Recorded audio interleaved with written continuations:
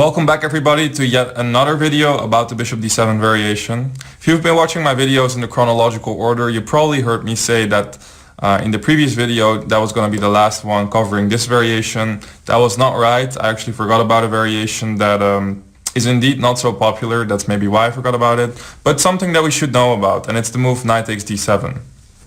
Now, traditionally this move has not been so popular for quite a simple reason. If you think back about the first video about these lines in which I show white's different plans, in which we've pretty much always been going for the move c4. In this case, if white castles knight f6 and goes for either queen e2 or rook e1, let's say queen e2 for convenience, and black plays his traditional setup with e6, c3, bishop e7, d4, takes, d5. It is exactly in this type of structure that, generally speaking, the knight is particularly good on c6. Now, how does that show in, for example, this line? Normally speaking, white should play bishop to e3 here with the idea of knight e1 and f3. The problem in this case is that the knight is not doing as well on d7, and we can immediately go for knight to e1 when we see that this knight's actually in quite a bit of trouble. Normally black would like to go f6, but in this case, once we kick the knight out, there are some troubles appearing on e6. So this is the simple reason why most people do not like the move knight to d7. However, after doing a little bit of research, I came to the conclusion that black should virtually always go for the move short castle over here. And it's this line that I have some trouble with finding an advantage. White should probably take the opportunity to go e5, but after knight to e8, I think black is surprisingly solid, as he's going to try and take on d4 and reroute his knight back into the center. So it's actually not this line that I'm going to recommend, even though it is considered to be the main line, but something a little different. I still advise you to start with queen to e2.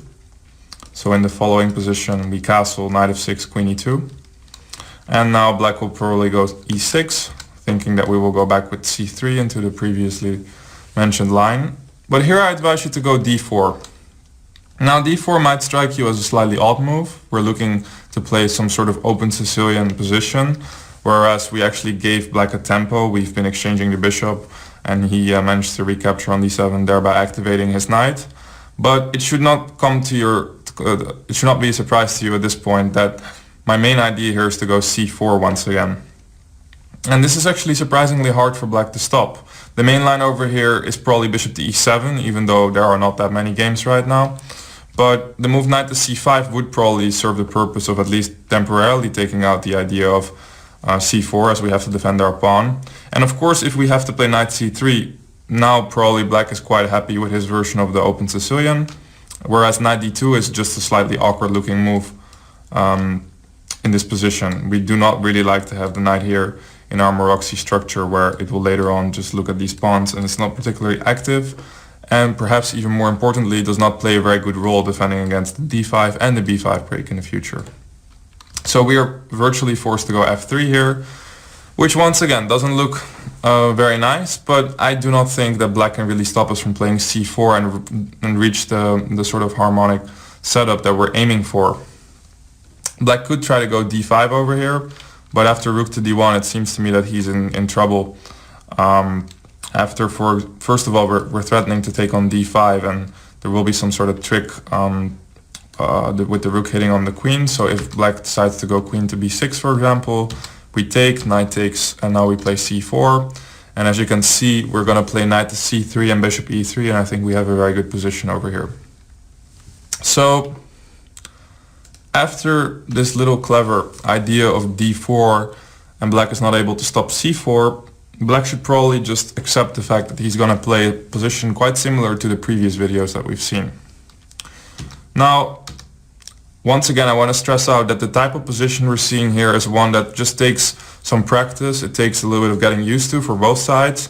So I do want to show you the slight differences over here.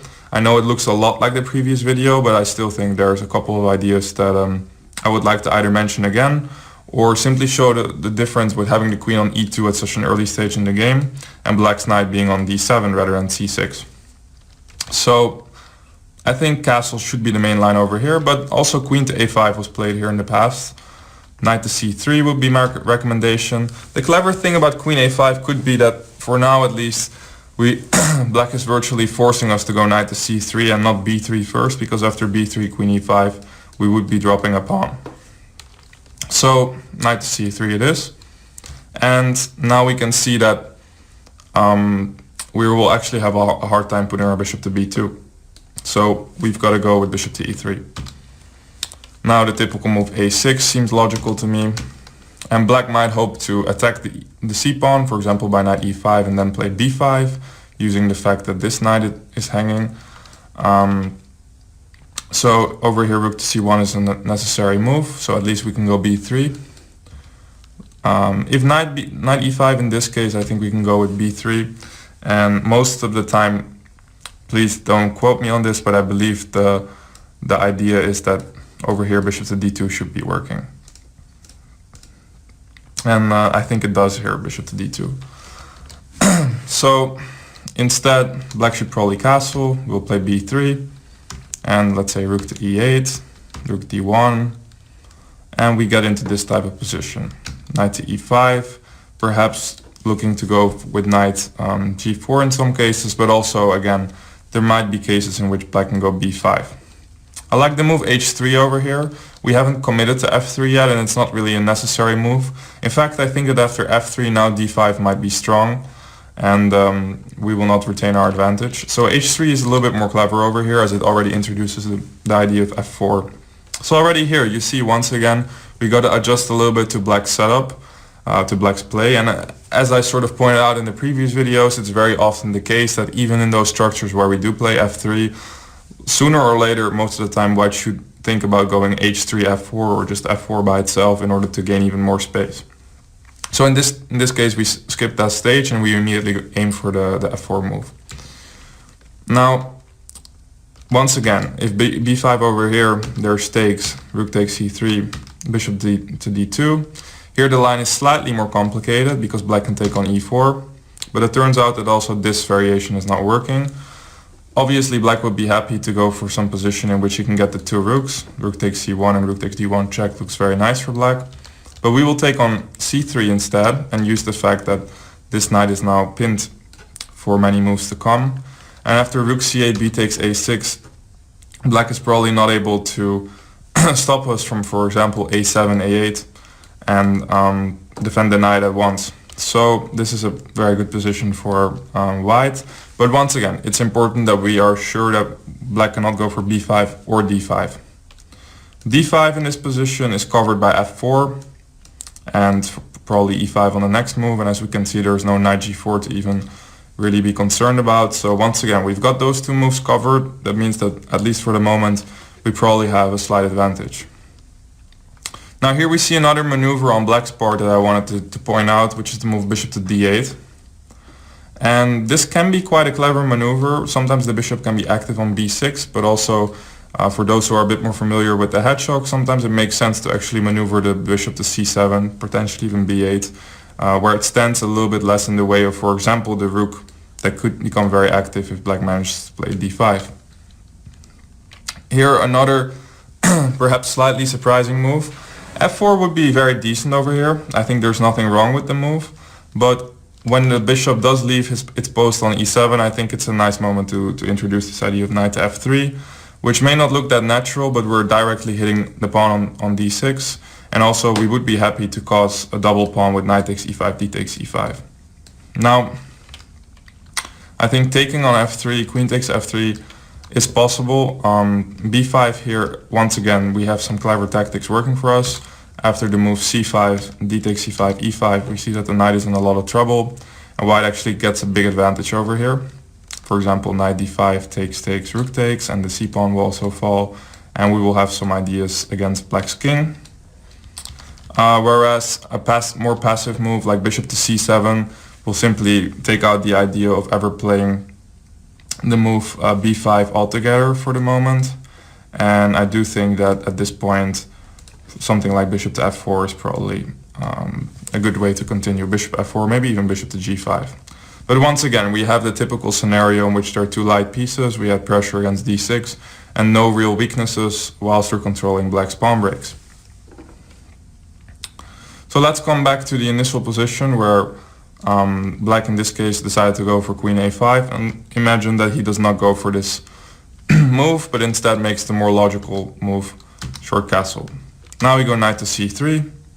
Black could still go for this queen a5 variation, but instead let's say a6. Now I would take the chance to go b3, bishop to b2. Once again, I think that against this setup with the bishop on e7, it just makes sense to put the bishop on b2, aiming for this long diagonal. And after queen to c7, bishop b2, rook e8, rook d1, rook c8. Once again, we could go for f3 over here, but I just like f4 in this case because it directly prevents d5. There's always e5 once again, and it's more active. So in this case, there's not really a real reason to wait with the move f2, f4. Bishop to f8, king h1. Once again, the pawn breaks are still covered. d5 is always going to be answered by e5. Queen a5. Obviously black could think about playing something like g6, but it just seems like a very poor version of the lines that we looked at before, and probably the move knight to f3, perhaps aiming for e5, could be quite annoying here. It's definitely a good move after the move queen a5, knight to f3. So here we see instead of the move f5, which I pointed out to be possible sometimes, with the rook on e8, of course, that's a slightly different story here. But e5 is also a legitimate idea, and actually after knight f3 it's directly threatening to win some material. Now if black decides to go for e5 over here, another instructive idea, white takes, and here a very nice move using the fact that these two knights defending each other do not work very well together. The move g4 actually emphasizes the initiative that white has built up over here.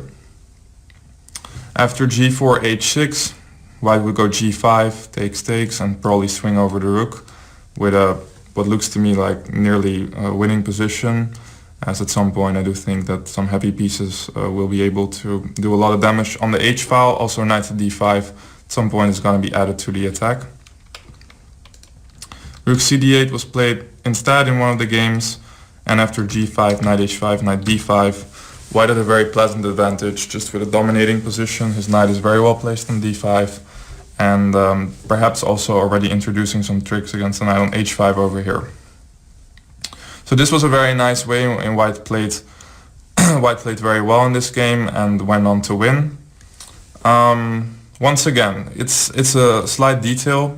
This variation is not that different from the previous two that we looked at. The structure is the same. I once again recommend going for it because I just think it's pleasant for white. But in this case we saw that white actually was able to go with f4 right away, and there's absolutely no reason to always play slow if your opponent is not forcing you to do so, as was the case in some of the other lines where f3 was a necessity. Then f4 is definitely a more active approach. And I would stress out, especially in this video, that the move knight to f3 can be very useful both after f4 and sometimes also simply it can be a way to increase the pressure on d6, most of the time when the bishop is no longer defending the pawn there. So thank you for watching. This was truly the last video about the bishop d7 variation. I hope you enjoyed it, and I hope to see you in the next videos.